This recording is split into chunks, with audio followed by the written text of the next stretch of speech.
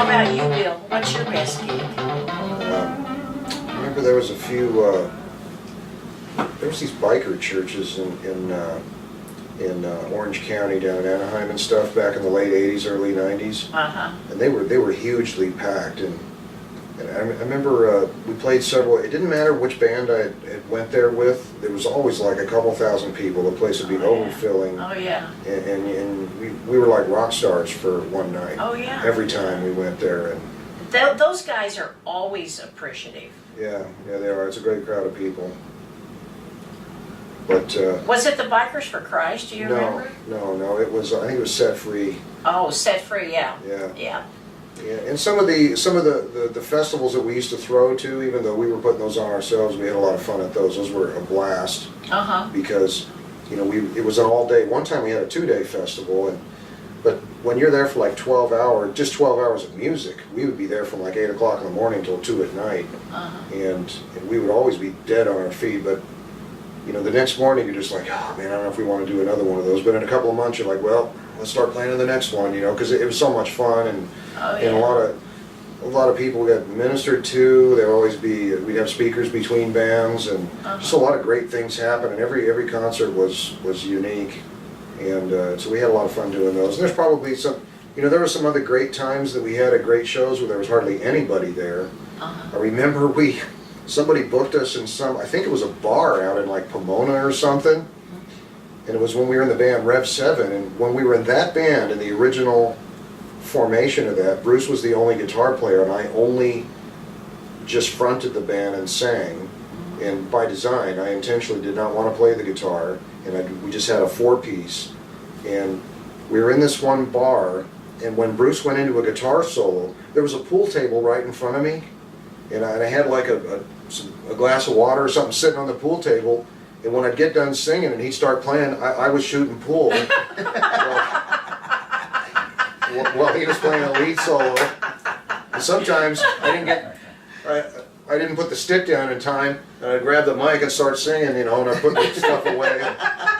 But there was gigs like that were just a blast, even though there was hardly anybody. There was probably 10 people there that we didn't know. Yeah. But we just had a great time, and it just... That sounds like fun.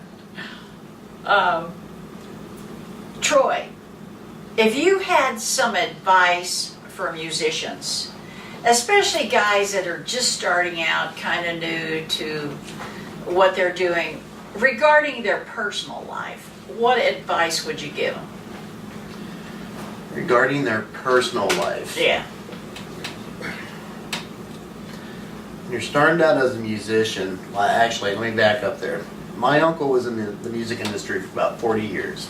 He worked out in LA, sound engineer, recording engineer. And I remember one day he told me, Troy, don't quit your day job.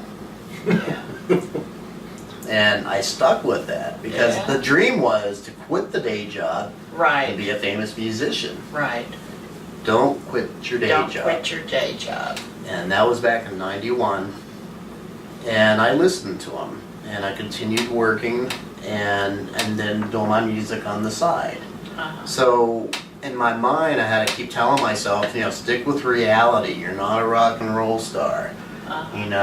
You have to develop. I was still playing rock at the time. And then when I did my crossover to Spanish guitar, I still kept my day job until the time came when I was able to leave my day job and play music full time. But it took 20 years. Yeah. Don't quit your day job. Until you are able to. Yep. But don't quit playing music either. Right. That's a passion that I have and everybody else has. I've seen a lot of people give it up. Right. And great musicians stop. But, it can happen. It can definitely happen with anybody if you just stick with it. Right. It may not happen overnight. No. It may take some time. Yeah. Patience. There's no such thing as an overnight success, not really. No. Well, Bill, what would your advice be for musicians in their personal life? What to do, what not to do?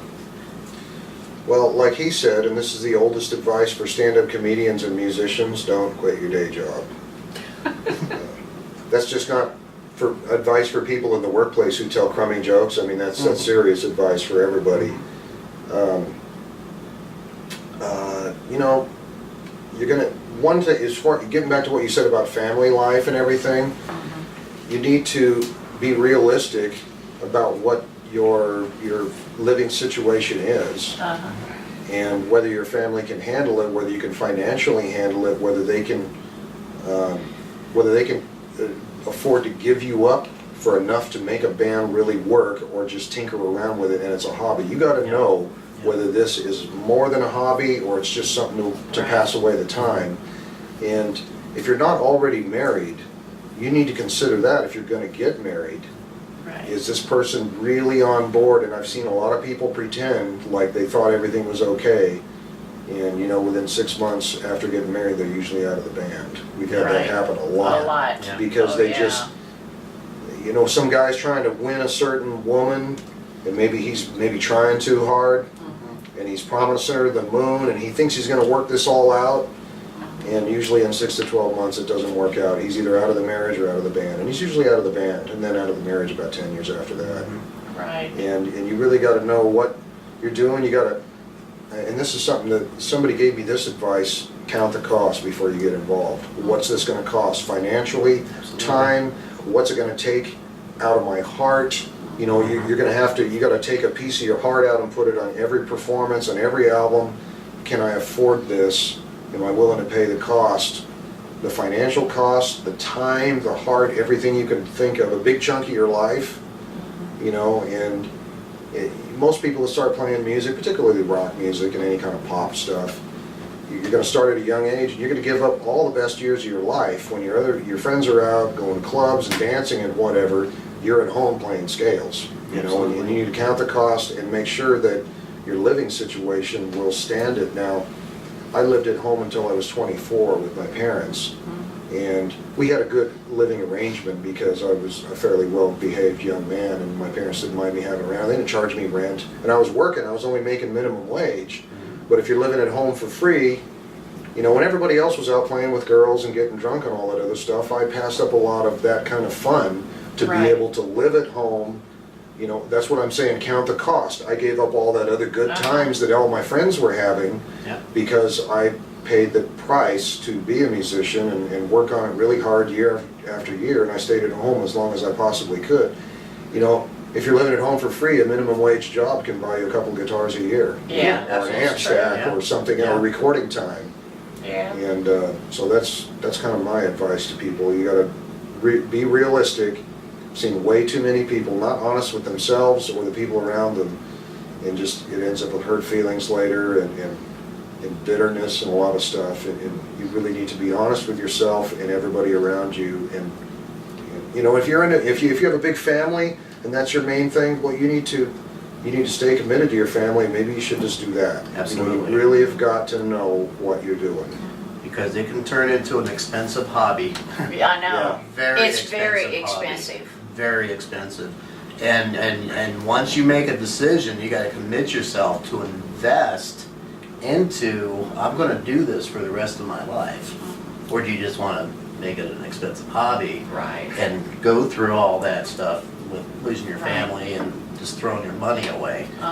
And, but yeah, very expensive hobby. Well, what if you had to learn out of necessity as a musician? For the longest time, I couldn't support myself off of music. I couldn't do it. I just couldn't do it. I played in a lot of Christian bands, and there was no money. I mean, I loved to minister. I had a fun time ministering to people, but I couldn't. But you couldn't live off of it. I could not live off of it, and so I had to leave it. I had to. I had no other choice. I had to go back to the job. That makes sense. But I bottom line, I couldn't support myself off of it. And again, like I said, it took 20-some years to get to that point. Oh yeah. I could do it. How about you, Bill? What if you had to learn out of necessity as a musician? Boy. I can think of one thing you had to learn out of necessity. What was you that? had to learn how to sing your own songs. Ooh. Yeah, that has been one of the biggest necessary evils, and there's a certain amount of people out there that wish that I wouldn't have. But You know, I wasn't really born with a natural born singing voice, so I had to work extra hard. And I still have kind of an odd mechanical style, but I do everything that way. I play the guitar very mechanical. Just I have this rhythmic, mechanical mind, and I've tried to, I've kind of self-examined myself to see where this came from, and it might have come from high school marching band. Yeah. Marching up and down the street, Maybe. 3 days a week after school, to Yeah. hearing those drum cadences, and Yeah. and to this day I play really rhythmic heavy metal on the guitar, and that's, well, coming back to Robert Sweet, he's one of your more heavier pounding drummers, and that's why he has such a great time with my music, because every section of every song that I have is important rhythmically, and usually the rhythm is actually more important than the chords for me.